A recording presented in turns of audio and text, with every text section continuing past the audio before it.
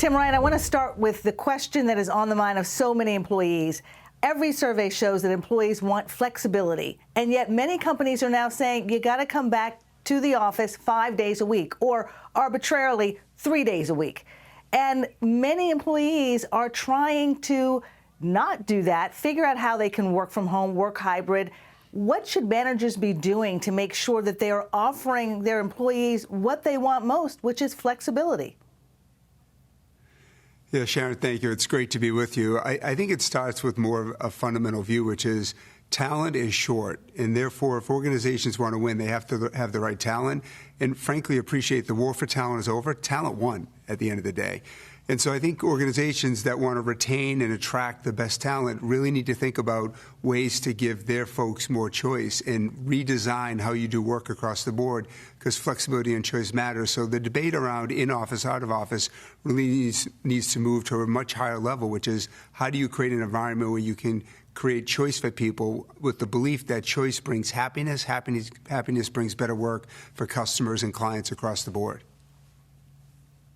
But the reality is many managers say we need connection to be more productive, that is the way that we're going to continue to grow the business. Do you agree with that? I do, Sharon, but I think it's a question of redefining what connection means. We all grew up, many of us grew up with those who are in management or whatever, and we've grown up in the sense that we knew how to drive connection one way, creativity, innovation. And the reality is history has shown there's many ways to drive connection and innovation. So I do believe in the power of connectivity. I believe in the power of teaming, the power of learning, those soft things, that body language that you learn, but there's different ways to do it other than 5 days, 3 days, and we're seeing the best and most innovative companies look at different ways to do that. So yes, hugely important, but starting to think about different ways to do it, I think, is equally important. Is it important to think about the way that different employees like to connect or can connect best as well? I'm thinking about the accessibility for many employees of being able to work from home or work in their own environment. For some who have chronic illnesses, who may have certain disabilities or abilities, it is better for them to be working from home, and they can still stay connected, but on their terms. Should employers be thinking about that as well? Absolutely, Sharon. I think that employers have the ability to really redesign everything they do to ultimately give their people more choice, whether you are disabled, whether you have other challenges at home, or frankly, whether you just want to attract the best talent. It's important for employers to look at how work is done in their organization. Ultimately, every organization is trying to deliver and compete for customers or clients at the end of the day. And employers have the opportunity to fundamentally relook at how they do things. And if I can, Sharon, I'll share a little bit what we're doing at PwC. For us, this is a massive strategic initiative, and it's one of our big bets at the end of the day. What we're doing is looking to change the way that we work, the way we run our organization fundamentally. We call that effort My Plus. And it's founded on the belief that happier people, more satisfied people, will ultimately do better work for their clients if they're feeling good about themselves. And we're changing and redesigning every single process within our organization to give people choice.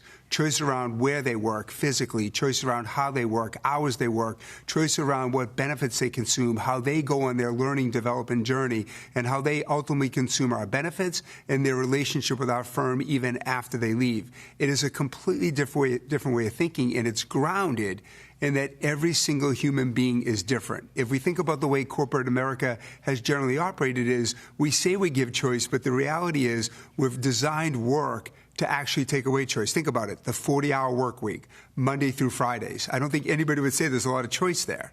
But ultimately what humans are telling us is they want choice and they want different ways of working. And if we're willing to redesign the way we do work, we ultimately can still get that talent and get the work done, but do it on our employees' terms, which ultimately leads to better work for the buyer, the customer at the end of the day. It's a very different way of thinking. It's a fundamentally different skill that should drive even better outcomes. And one of the big things today people are talking about is productivity.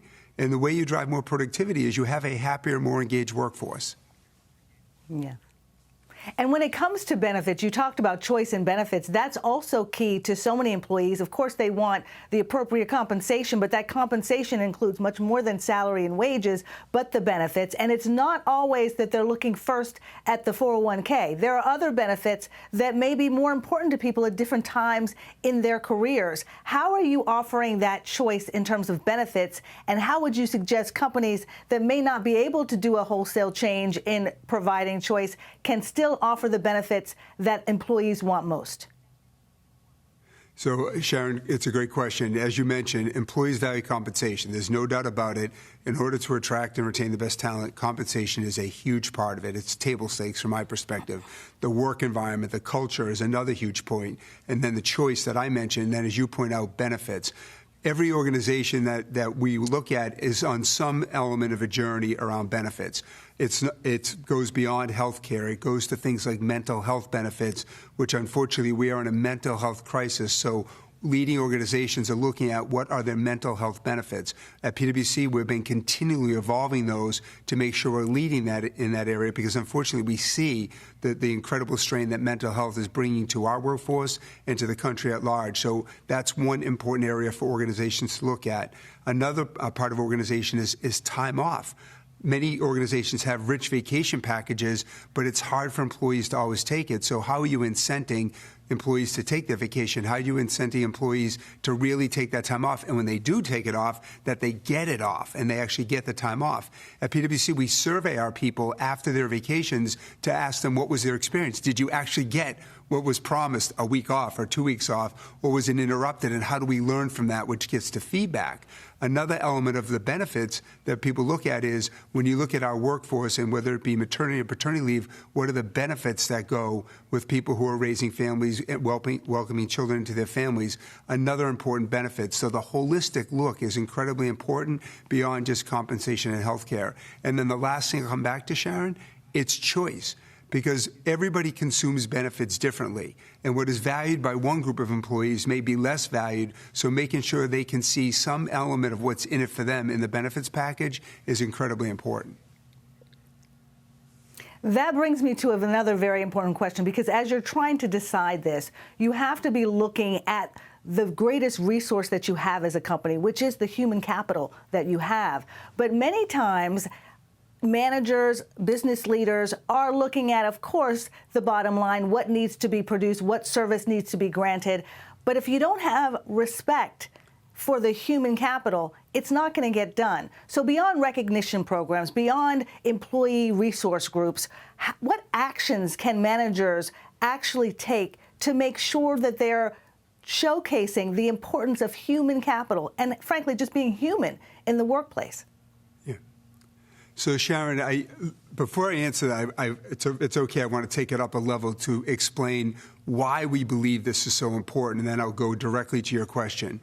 When we look at the world right now, the United States is an aging population. The full-time workforce has been decreasing steadily for the last 20 years, and that's only going to increase as people age out of the workforce. The pandemic took 5 million people out of the workforce over 55, and we're seeing a declining number of college enrollments all across the country. By the way, the United States is the #1 destination for inbound capital around the world, and companies are investing in fintech, clean tech, health tech, and those industries or those problems, they're recession-proof because they're societal problems that will get solved. All of that paints a picture that the war for talent is not going to end. It's only going to increase, which makes your question so important, which is what can managers do? And at the end of the day, the biggest thing managers do is set tone and culture as an organization. And whether you're a senior partner or a leading executive like myself sitting on top of an organization, or whether you're running a department, you set the tone and culture for your organization. So what managers can do is encourage feedback. Organizations can make it systemic by investing in the right technology and the right tools, but as an individual leader, are you constantly listening and then acting on what you hear? And let's face it, that's hard. Nobody likes to be criticized. Nobody likes to hear, here are the 5 things that you didn't do well, but that is critical to evolving. And as managers, the more we do listening and then show we're listening to that feedback, incredibly important. And again, I would encourage organizations to invest in technology, but as an individual manager, you can make that happen. Another thing that's critical for managers is to be empathetic, to recognize that as a manager, you may be coming into work saying, we're going to go take that hill. We got to deliver this project today. Recognize people on your teams, they have other things in their mind. They might have just gotten a new puppy and they're trying to figure out who's going to walk the puppy because I'm at work today. They might have an aging parent. They might have an illness in their family. And being empathetic to what's really on the human being's mind and helping address that first before you go charge to take that hill is incredibly important. So empathy is a huge important one. And then the last element, Sharon, Absolutely. having the courage to deal with toxicity in the workplace. Like, the reality is there are things that happen in the workplace. There are things that are said that shouldn't be said. There's informal lessons or signals that are being sent. And managers have to courageously deal with those and hold people accountable and teach and show that there's a different way to behave in the workplace. Those three things are hugely important. And any manager, whether you're leading 2 people, 2,000 people, or anything in between, managers can help really employ those techniques to make a difference.